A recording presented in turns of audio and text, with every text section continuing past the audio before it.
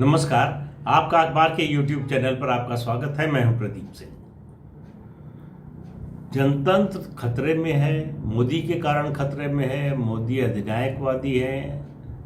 ये सब नारा लगाने वाले, इन बातों का, इसका झंडा लेकर घूमने वाले, देश में दुनिया भर में अखबारों में टीवी चैनलों पर बोलने वाले लोग, इनकी जबान पर ताला क्यों लग जाता है, गूंगे क्यों हो जाते हैं पश्चिम बंगाल आकर। पश्चिम बंगाल में जनतंत्र के साथ क्या हो रहा है, इसकी चिंता इन्हें क्यों नहीं सताती है? क्या वजह है? ममता बनर्जी जो कर रही हैं, पहले भी कर रही थी, और ख़ास तौर से चुनाव जीतने के बाद, यानी 2 मई 2021 के बाद से जो कर रही हैं, वो किस तरह से जनतंत्र के किस पैमाने पर सही और खरा उतरता है, ये कोई बताने वाला नहीं है। लेकिन उस पर ऐसे लोगों की ज़बान जो है वो बंद हो जाती है, मुंह में ताला लग जाता है। लेकिन इन लोगों की ज़बान पर ताला लग जाता है, पर अदालत की ज़बान पर ताला नहीं लगा है। कलकत्ता हाई कोर्ट में भवानीपुर बाई इलेक्शन को लेकर एक रिट फाइल हुई थी। इस रिट में मांग की गई थी कि इस उपचुनाव को रद्द कर दिया जाना चाहिए। अब आप देखिए उसमें सुनवाई के दौरान जो कुछ हुआ, और आज कलकत्ता हाई कोर्ट का फैसला आया, और फैसला ऐसा आया है कि उसके बाद कोई भी सरकार जिसमें थोड़ी भी नैतिकता होती, या कम से कम सरकार छोड़िए, जो सरकार के मुख्य सचिव हैं, मतलब प्रदेश के सबसे बड़े अधिकारी, उनमें अगर थोड़ी नैतिकता होती तो अब तक उनका इस्तीफा हो जाना चाहिए था। अब आप देखिए, पहले तो ये कि भवानीपुर का उपचुनाव किन परिस्थितियों में हुआ। भवानीपुर का उपचुनाव नहीं होना चाहिए था। क्यों नहीं होना चाहिए था? पश्चिम बंगाल सरकार के अपने फैसलों के कारण। पश्चिम बंगाल की सरकार 1.5 साल से स्थानीय निकाय के चुनाव टाल रही है।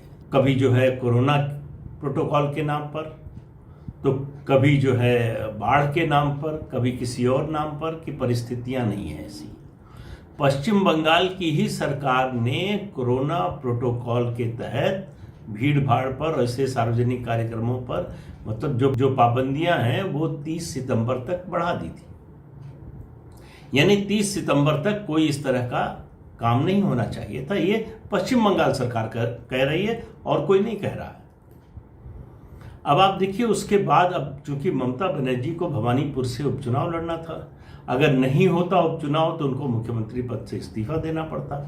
तो एक व्यक्ति को बचाने के लिए, एक व्यक्ति की राजनीतिक सत्ता बचाने के लिए किस तरह से पूरा तंत्र लग गया, इसका प्रमाण है जो कुछ भवानीपुर में हो रहा है। पश्चिम बंगाल के मुख्य सचिव ने चुनाव आयोग को चिट्ठी लिखी। चिट्ठी में ही उन्होंने लिखा कि भवानीपुर का बाई इलेक्शन कराना जरूरी है। क्यों जरूरी है? अगर नहीं हुआ तो एक संवैधानिक संकट पैदा हो जाएगा। क्यों संकट पैदा हो जाएगा? क्या संविधान एक व्यक्ति से चलता है? क्या ममता बनर्जी मुख्यमंत्री नहीं रहेंगी तो पश्चिम बंगाल में संविधान खतरे में पड़ जाएगा, या संविधान के मुताबिक जो है वो शासन खतरे में पड़ जाएगा? लेकिन पश्चिम बंगाल के मुख्य सचिव ऐसा मानते हैं। अगर तृणमूल कांग्रेस के अध्यक्ष ऐसा माने तो समझ में आती है बात। तृणमूल कांग्रेस का कोई और नेता इस तरह माने तो भी समझ में आती है बात। तृणमूल कांग्रेस के समर्थक ऐसा माने तो भी आप एक बार इसको स्वीकार कर सकते हैं। लेकिन कोई मुख्य सचिव इस तरह की बात कैसे कह सकता है? ये मैं नहीं कह रहा हूं, कलकत्ता हाई कोर्ट ने पूछा है। कलकत्ता हाई कोर्ट ने कहा कि आपने चुनाव आयोग को मिसलीड किया। बाढ़ के बारे में सही सूचना चुनाव आयोग को नहीं दी। दूसरी और जो सूचनाएं थीं वो आपने चुनाव आयोग को नहीं दी। चुनाव आयोग क्यों भवानीपुर में और 2 और सीटों पर चुनाव करवा रहा है पश्चिम बंगाल में, जबकि 31 विधानसभा सीटों पर उपचुनाव जो है वो ड्यू है अलग अलग राज्यों में, और 3 लोकसभा की सीटें हैं जिन पर उपचुनाव होना है। वहां अगर नहीं हो रहा है तो भवानीपुर में क्यों हो रहा है? तो इसलिए हो रहा है कि वहां संवैधानिक संकट आ सकता है। हाईकोर्ट ने ये पूछा चीफ सेक्रेटरी जो पश्चिम बंगाल के हैं उनसे कि आपको कैसे मालूम कि भवानीपुर से ममता बनर्जी चुनाव लड़ने वाली है? आप क्या चुनाव अधिकारी हैं? क्या आप पार्टी के नेता हैं? आप पार्टी के प्रवक्ता के रूप में कैसे काम कर सकते हैं? भवानीपुर से ममता बनर्जी चुनाव लड़ेंगी, इससे सरकार से क्या मतलब, या सरकार के सबसे बड़े अधिकारी को क्या मतलब? ये फैसला भवानीपुर से ममता बनर्जी लड़ेंगी, कोई और लड़ेगा, कोई नहीं लड़ेगा, ये फैसला तो तृणमूल कांग्रेस पार्टी करेगी। ये चीफ सेक्रेटरी का काम नहीं है। और फिर हाईकोर्ट ने उससे आगे जाकर कहा कि आप पार्टी के कार्यकर्ता की तरह काम कर रहे हैं, आपका काम जनता की सेवा करना है, पार्टी की सेवा करना नहीं है। इस तरह के स्ट्रक्चर, और आप देखिए इससे पहले भी 2 मई के बाद जो हिंसा हुई उस मामले में भी हाई कोर्ट, उसके अलावा सुप्रीम कोर्ट भी ये स्ट्रिक्चर्स पास कर चुका है कई अधिकारियों के खिलाफ कि वो कानून व्यवस्था को बनाए रखने की बजाय पार्टी के हित को देख रहे थे। लेकिन सवाल ये है कि जो लोग दिन रात, फिर कह रहा हूं, देश में जनतंत्र खतरे में है इसका नारा लगाते हैं, उनको ये सब नहीं दिखाई दे रहा है। हालांकि हाईकोर्ट ने यह कहा कि चुनाव आयोग चूंकि अधिसूचना जारी कर चुका है, चुनाव की प्रक्रिया शुरू हो चुकी है, 30 तारीख को मतदान होना है, इसलिए वो चुनाव को रोकेंगे नहीं। लेकिन ये जो कुछ हो रहा है ये ठीक नहीं है, और संकेत इस बात का दिया हाईकोर्ट ने कि वो मुख्य सचिव, चीफ सेक्रेटरी के खिलाफ कोई कदम भी उठा सकता है। किस तरह का आचरण जो है एक चुनी हुई सरकार कर रही है, एक चुनी हुई सरकार की मुख्यमंत्री, उनका जो, अब आप याद करिए, एक अधिकारी, पुलिस अधिकारी के खिलाफ सीबीआई की जांच शुरू हुई, पूछताछ के लिए सीबीआई गई, तो उसके साथ धरने पर बैठ गई थी ममता बनर्जी। राजीव कुमार की बात कर रहा हूं। उसके बाद अभी चुनाव नतीजे आने के बाद जब 2 नेताओं को तृणमूल कांग्रेस के पूछताछ के लिए बुलाया गया सीबीआई दफ्तर में, तो कलकत्ता का जो सीबीआई दफ्तर है वहां बाहर धरने पर बैठ गई फिर ममता बनर्जी। सुप्रीम कोर्ट ने इस पर नाराजगी जाहिर की, यहां तक सीबीआई से कहा कि वो चाहे तो उनके खिलाफ कार्रवाई कर सकता है। लेकिन ममता बनर्जी का तो निहित स्वार्थ है, उनका पॉलिटिकल इंटरेस्ट है, उनका बहुत कुछ स्टेक पर लगा हुआ है। अगर ये उपचुनाव नहीं होता, वो चुनाव नहीं लड़ती, और अगर जीतती नहीं है तो उनके लिए मुख्यमंत्री पद पर बने रहना संभव नहीं है, उनको इस्तीफा देना ही पड़ेगा। तो उनकी बात, उनका स्वार्थ समझ में आता है, उनका राजनीतिक हित समझ में आता है कि वो इसके लिए कर रही हैं। उनको जनतंत्र से कोई मतलब नहीं है, उनको जो है नैतिकता से कोई मतलब नहीं है, वो अपने निजी स्वार्थ के लिए ये कर रही। उसमें सहयोगी बन रही है ब्यूरोक्रेसी, जिसका काम है जनता की सेवा करना, जिसका काम है कि जो भी सत्ता में है उसको कानून सम्मत, संविधान सम्मत सलाह देना, उसके गलत कामों में शामिल होना और आगे बढ़ चढ़कर हिस्सा लेना, ये ब्यूरोक्रेसी का काम नहीं है। दुर्भाग्य से अपने देश में ब्यूरोक्रेसी का पिछले 30-40 सालों में यही हाल हो गया है कि पार्टी के वर्कर की तरह ब्यूरोक्रेसी काम करने लगी है।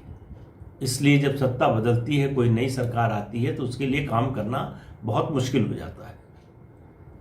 तो ये जो पॉलिटिसाइजेशन है ब्यूरोक्रेसी का म्यूचुअल बेनिफिट के लिए, परस्पर लाभ के लिए, वो दरअसल जनतंत्र के लिए खतरा है। लेकिन उस पर कोई बोलेगा नहीं, क्योंकि अगर यही काम किसी भाजपा शासित राज्य में उसके मुख्यमंत्री का मामला होता तो अब तक आपको दिल्ली और जिस राज्य में होता उस राज्य से लेकर न्यूयॉर्क टाइम्स और वॉशिंगटन पोस्ट और जाने कहाँ कहाँ जो है लेख छप गए होते, इंटरव्यू आ गए होते, सोशल मीडिया पर मुहिम चलने लगती कि जनतंत्र का गला घोंटा जा रहा है, ब्यूरोक्रेसी का इस्तेमाल पार्टी कैडर के रूप में किया जा रहा है। लेकिन इस मामले पर कोई नहीं बोलेगा। अगर अदालत नहीं बोलती तो ये भी बात सामने नहीं आती। इतना सब होने के बावजूद जिस तरह से भारतीय जनता पार्टी के पूर्व अध्यक्ष दिलीप घोष पर हमला हुआ है, वो मामला भी अदालत में गया है। अब राज्य सरकार कह रही कि हमने 8 लोगों को गिरफ्तार किया। पहले कह रही थी कोई हमला नहीं हुआ, ये बीजेपी वाले ही थे आपस में, उनके गनर ने जो है जो सुरक्षा में था उसने बंदूक तानी थी, ये सब बातें कह रही थी। 8 लोगों को आपने फिर क्यों गिरफ्तार किया है? जाहिर है कि हमला हुआ, आखिर इसी आरोप में तो 8 लोगों को गिरफ्तार किया है। तो अब बीजेपी फिर से मांग कर रही है, चुनाव आयोग के पास गई है, उसके बाद एक और बीजेपी नेता पर जो है हमला हुआ है। तो ये जो हिंसा की राजनीति है पश्चिम बंगाल की, जो तृणमूल कांग्रेस का यूएसपी है, या जो सत्ता में रहता है उसकी यूएसपी बन जाती है, वो कब रुकेगा, कैसे रुकेगा, सवाल इस बात का है। जनतंत्र को खतरा ऐसे लोगों से है, ऐसी प्रवृत्तियों से है, ऐसे नेताओं से है जो अपने निहित स्वार्थ के लिए, अपना राजनीतिक हित साधने के लिए संविधान, कानून सबको ताक पर रखने के लिए तैयार हैं। और यही ममता बनर्जी हैं जिनकी पालकी ढोने के लिए बहुत से राजनीतिक दल और नेता तैयार हैं।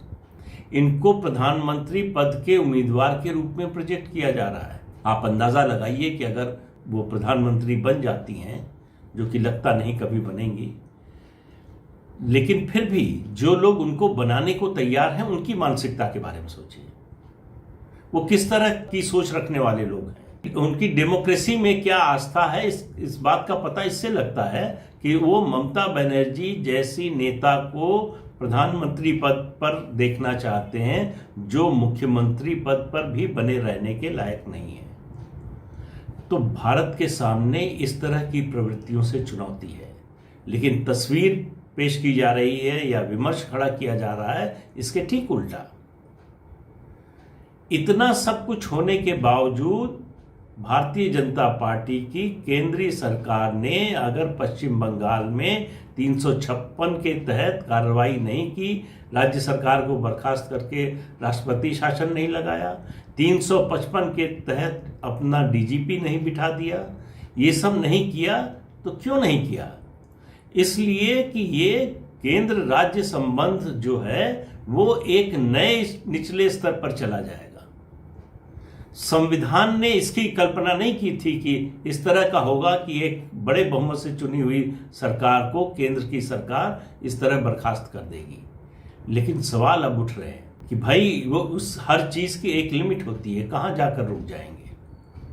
ममता बनर्जी एक तरह से उकसा रही हैं, केंद्र राज्य संबंधों को बिगाड़ने का एक तरह से उकसावा है।